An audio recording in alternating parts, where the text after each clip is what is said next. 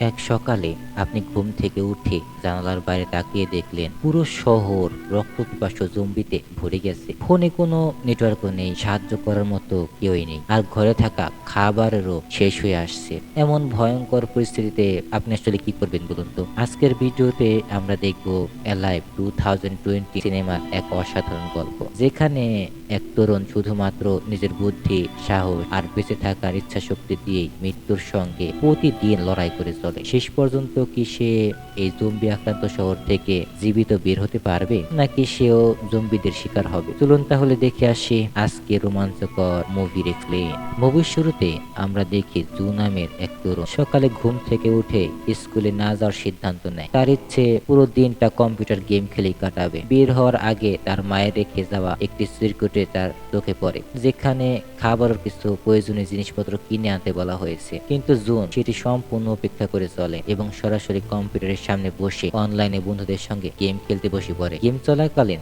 হঠাৎ তার এক বন্ধু চিৎকার করে বলে ওঠে, তাড়াতাড়ি টিভি চালাও, খবর দেখো। বন্ধুর এমন আতঙ্কিত কণ্ঠ শুনে জুন কৌতূহলী হয়ে সঙ্গে সঙ্গে টেলিভিশন অন করে। টিভিতে একজন সংবাদ উপস্থাপক খবর পড়ছিলেন, কিন্তু হঠাৎ করে সম্প্রচার বন্ধ হয়ে যায়। জুন সঙ্গে সঙ্গে ফোন বের করে, কিন্তু দেখে কোনো নেটওয়ার্কই নেই। জানালার বাইরে তাকিয়ে সে দেখতে পায় মানুষ আতঙ্কে দৌড়াদৌড়ি করছে, আর কেউ কেউ কোনো কারণ ছাড়াই একে অপরের উপর হামলা করছে। ঠিক তখনই তার চোখের সামনে এক ভয়াবহ দৃশ্য ঘটে যায়। এক তরুণী আর একজন মহিলাকে হিংস্রভাবে কামড়ে দিচ্ছে। জুন পুরোপুরি হতবাক হয়ে যায়। সে বুঝতেই পারে না আসলে বাইরে আসলে কি ঘটছে, আর সাহায্য তো পরের কথা। কিছুক্ষণ পর অ্যাপার্টমেন্টের ভেতর থেকে চিৎকার চেঁচামেচির শব্দ ভেসে আসে। দরজা খুলতে যাবে এমন সময় হঠাৎ তার প্রতিবেশী ভেতরে ঢুকে পড়ে। লোকটি আতঙ্কিত কণ্ঠে বলে, বাইরের সবাই পাগলের মতো হয়ে গিয়েছে। আমার নিজের ভাইও জম্বিতে পরিণত হয়েছে। সে আমাকে মেরে ফেলতে চেয়েছিল। দয়া করে আমাকে কিছুক্ষণ এখানে থাকতে দাও। কিন্তু জোন তাকে থাকতে দিতে রাজি হয় না। সে বলে, সমস্যা হলে পুলিশকে ফোন করুন। প্রতিবেশী অনুনয় করে বলে, শুধু একবার আপনার বাথরুমটা ব্যবহার করতে দিন, তারপরে চলে যাব। অবশেষে জুন রাজি হয়। ঠিক তখন টিভি সম্প্রচার আবার চালু হয়। খবরে জানানো হয় একটি অজানা সংক্রমণের কারণে শহর জুড়ে ভয়াবহ বিশৃঙ্খলা ছড়িয়ে পড়েছে। যোগাযোগ ব্যবস্থাও ভেঙে পড়েছে, আর একের পর এক শহর নিয়ন্ত্রণের বাইরে চলে যাচ্ছে। খবরে জানানো হয় অজানা এক ভাইরাস আক্রান্ত মানুষ দ্রুত ভয়ঙ্কর জম্বিতে পরিণত হচ্ছে। তারা মানুষের উপর হামলা করছে, আর যাকে কামড়াচ্ছে সেই অল্প সময়ের মধ্যেই জম্বিতে পরিণত হচ্ছে। সংক্রমণের লক্ষণ হিসেবে চোখ দিয়ে রক্ত পড়া ও অসহ্য যন্ত্রণা দেখা যায়। এই কথা শুনে জুনের বাথরুমে থাকা প্রতিবেশী কথা হঠাৎ মনে পড়ে। সে দ্রুত একটি ছুরি হাতে নেয়। কিছুক্ষণ পর প্রতিবেশী বেরিয়ে এসে বলে, আমি ঠিক আছি, শুধু 1 ঘন্টা থাকতে দিন। কিন্তু জুন তার গলায় ক্ষত আর হাতে রক্ত দেখে সন্দেহ করে। হঠাৎ লোকটির চোখ দিয়ে রক্ত পড়তে শুরু করে। মুহূর্তের মধ্যে তার শরীর কাঁপতে থাকে এবং সেও জম্বিতে পরিণত হয়ে জুনের উপর ঝাঁপিয়ে পড়ে। অনেক কষ্টে জুন তাকে অ্যাপার্টমেন্টের বাইরে ঠেলে বের করে দেয়। জম্বিটি আবারও ভেতরে ঢোকার চেষ্টা করলে জুন ছুরি দিয়ে আঘাত করে এবং দ্রুত দরজা লক করে নিজেকে বাঁচায়। এছাড়া তার কোনো উপায় ছিল না, তাই না? দরজার ছোট ছিদ্র দিয়ে উকি দিয়ে দেখতেই জুন দেখে বিশাল দেহে এক জম্বি তার প্রতিবেশীর মৃতদেহ ছিঁড়ে ছিঁড়ে খাচ্ছে। ভয়ে সে একদম নিঃশেষ হয়ে যায়। কিছুক্ষণ পর দরজার নিচ দিয়ে রক্ত গড়িয়ে আসতে শুরু করলে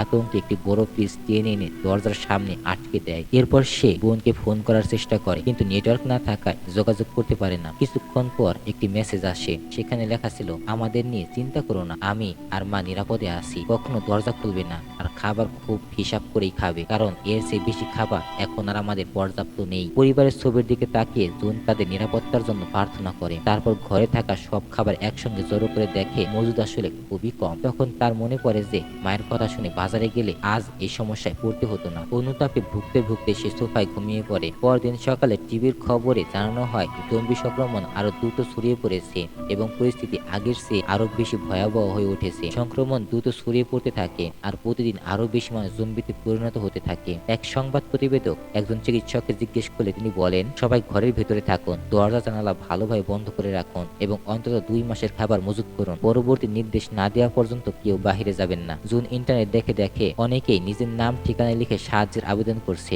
যাতে সেনাবাহিনী বা পুলিশ এসে উদ্ধার করতে পারে। সেও একইভাবে নিজের তথ্য লিখে ছবি তুলে অনলাইনে পোস্ট করে। এরপর সে একটি ভিডিও দেখে যেখানে একজন বারান্দায় গিয়ে ফোনে নেটওয়ার্ক ধরার চেষ্টা করছিল।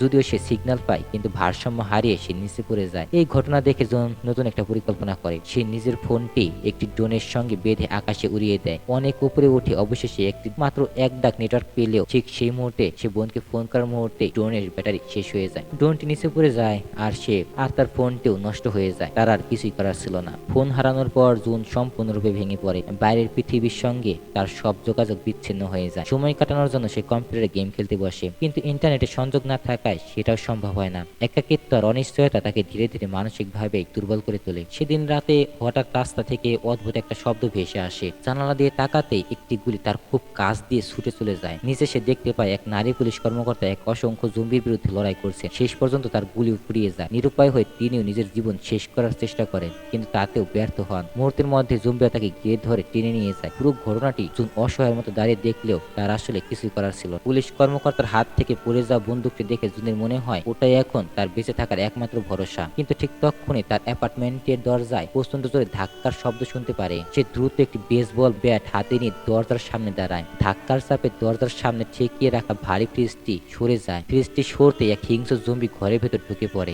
জুন প্রাণপণ চেষ্টা করে বুঝতে পারে যে এভাবে বেশিক্ষণ লড়াই করা কোনো মতে সম্ভব নয়। উপায় হিসেবে সে দ্রুত বারান্দায় দৌড়ে যায় এবং নিজেকে নিচে ঝাঁপ দিতে যাচ্ছে এমন ভান করে যেন জম্বিটির মনোযোগ অন্যদিকে সরিয়ে কোনোভাবেই সে বেঁচে থাকতে পারে। আসলে জুন নিচে ঝাঁপ দেয়নি, সে বারান্দার কিনারা শক্ত করে ধরে ঝুলে থাকে। তাকে তাড়া করা জম্বিটি ভেবে নেয় জুন লাফ দিয়েছে, তাই সেও নিচে ঝাঁপ দেয়। কিন্তু কয়েক মুহূর্তের মধ্যে জম্বিটি নিচে পড়ে মারা যায়। নিচে তাকে সেটা দেখে জুন কিছুটা স্বস্তির নিঃশ্বাস ফেলে। দূরে তাকে সে দেখতে পায় যে পুরো রাস্তা জুড়ে অসংখ্য জম্বি ঘুরে বেড়াচ্ছে। তাদের মধ্যে সে আগের সেই নারী পুলিশ কর্মকর্তাও জম্বি হয়ে ঘুরে বেড়াতে দেখে। দ্রুত ঘরে ফিরে জুন দরজাটি শক্ত করে বন্ধ করে দেয় এবং কাঠের তক্তা ও পেরেক লাগিয়ে আরো নিরাপদ করে ফেলে।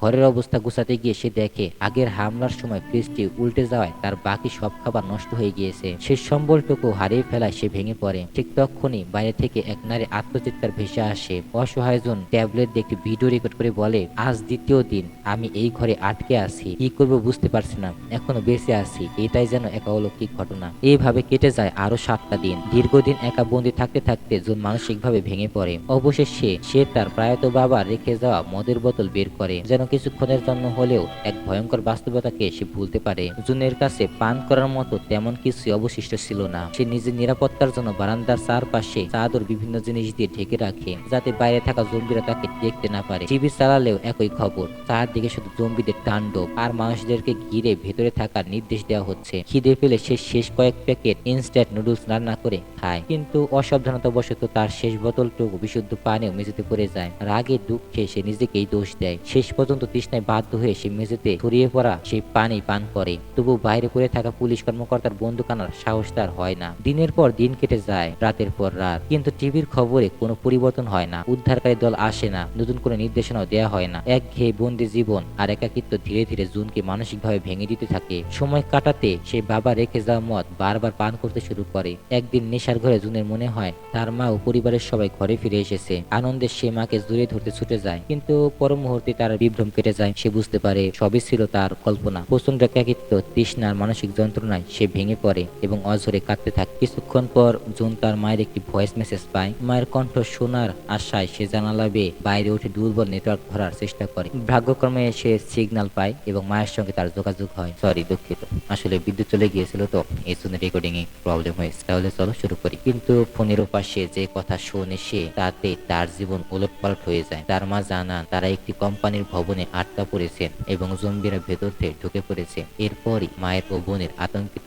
চিৎকার শোনা যায় আর মুহূর্তের মধ্যেই কলটি কেটে যায়। জুন বুঝতে পারে যে তাদের আর বাঁচানো সম্ভব হয়নি। শোকে, রাগে আর অসহায়ত্বে জুন নিজের নিয়ন্ত্রণ হারিয়ে ফেলে। সে ঘরের সবকিছুই ভাঙচুর করে, এমনকি টেলিভিশনটিও ভেঙে ফেলে। এরপর দরজা খুলে বাইরে বেরিয়ে দরজার সামনে থাকা জম্বিটিকে মেরে ফেলে এবং রাস্তায় দাঁড়িয়ে চিৎকার করতে থাকে। চিৎকারের শব্দে আশেপাশের অনেক জম্বি তার দিকে ছুটে আসে। প্রাণ বাঁচাতে জুন লিফটের দিকে দৌড় দেয়, কিন্তু সেখানে আরেকটি জম্বি দেখে সে ফিরে আসে।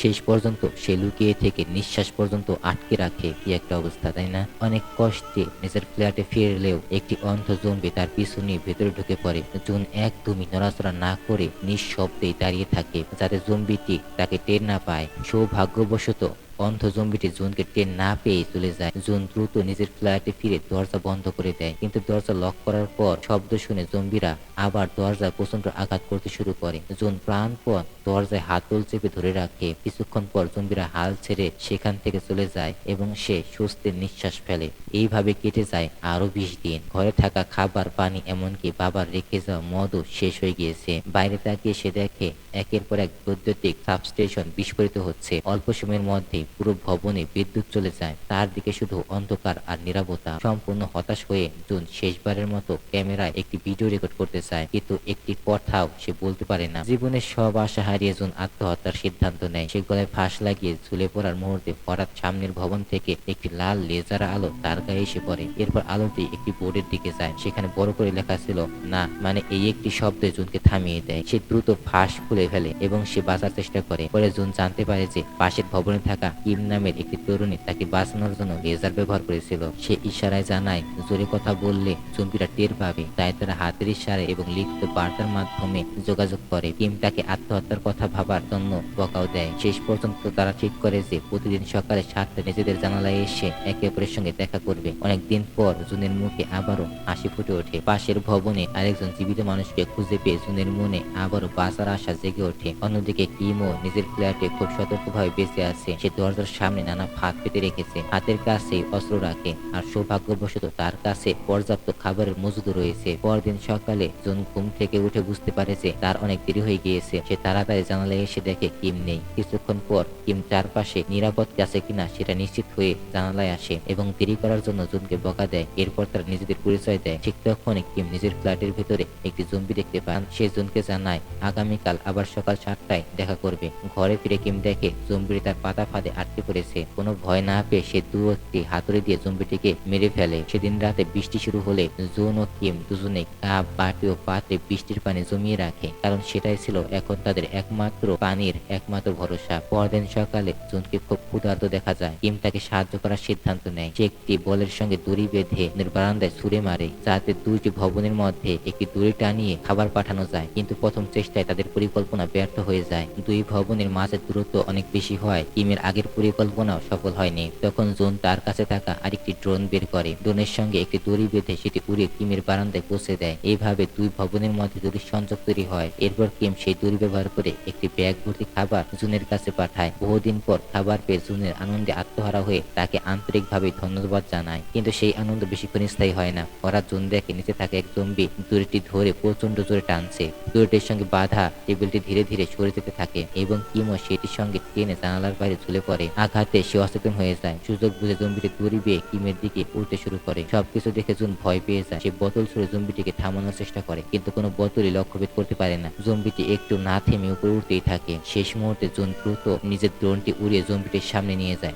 ড্রোনটিকে তার চারপাশে ঘুরে সে জম্বিটির মনোযোগ অন্যদিকে সরানোর চেষ্টা করে, যাতে কোনোভাবে কিমকে বাঁচানো যায়। জুনের পরিকল্পনা কাজে দেয়। ড্রোনের দিকে মনোযোগ চলে যাওয়ায় জম্বিটি কিছুক্ষণের জন্য বিভ্রান্ত হয়ে পড়ে। কিন্তু এদিকে আরো অনেক জম্বি জুনের ভবনের সামনে নিচে জড়ো হয়ে ভেতরে ঢোকার চেষ্টা শুরু করে। ঠিক যখন জম্বিটি কিমের জানালায় পৌঁছে যায়, তখনই কিমের জ্ঞান ফিরে আসে। সে দ্রুত একটি ধারালো অস্ত্র দিয়ে জম্বিটির হাত কেটে ফেলে এবং শেষ পর্যন্ত তাকে মেরে ফেলে। নিচে থাকা জম্বিরা তখন রাগে চিৎকার করতে থাকে। এদিকে খাবারের অভাবে বাধ্য হয়ে জুন একটি ঝুঁকিপূর্ণ সিদ্ধান্ত নেয়। হাঁটার শব্দ কমানোর জন্য সে জুতার চারপাশে ডাক টেপ জড়িয়ে একটি লাঠি হাতে নিয়ে চুপে চুপে ফ্ল্যাট থেকে বের হয়। পাশের ফ্ল্যাটে গিয়ে সে মেঝেতে পড়ে থাকা প্রতিবেশীর দেহ থেকে চাবি নিয়ে দরজা খুলে ভেতরে ঢোকে। তারপর দ্রুত ফ্রিজ থেকে যতটা সম্ভব খাবার নিয়ে ব্যাগে ভরতে থাকে। কিন্তু একটি ঘরে ঢুকেই সে একটি নিথর দেহ দেখতে পায়। সেটি বেঁচে আছে নাকি মারা গেছে তা দেখতে এগোতেই হঠাৎ পেছন থেকে এক জম্বি তার উপর ঝাঁপিয়ে পড়ে। বুদ্ধি খাটিয়ে জুন মৃতদেহটিকে ঢাল হিসেবে ব্যবহার করে কোনো মতে সেখান থেকে পালিয়ে যায়। প্রাণপণ ধরে শেষ পর্যন্ত সে নিরাপদে নিজের ফ্ল্যাটে ফিরে আসতে সক্ষম হয়। নিরাপদে ফিরে এসে জুন সংগ্রহ করা খাবার খেয়ে কিছুটা স্বস্তি পায়। এরপর সে কিমের জন্য কিছুটা খাবার আলাদা করে রাখে। পাশের ফ্ল্যাট থেকে পাওয়া একটি ওয়াকি টকি দিয়ে খাবারের সঙ্গে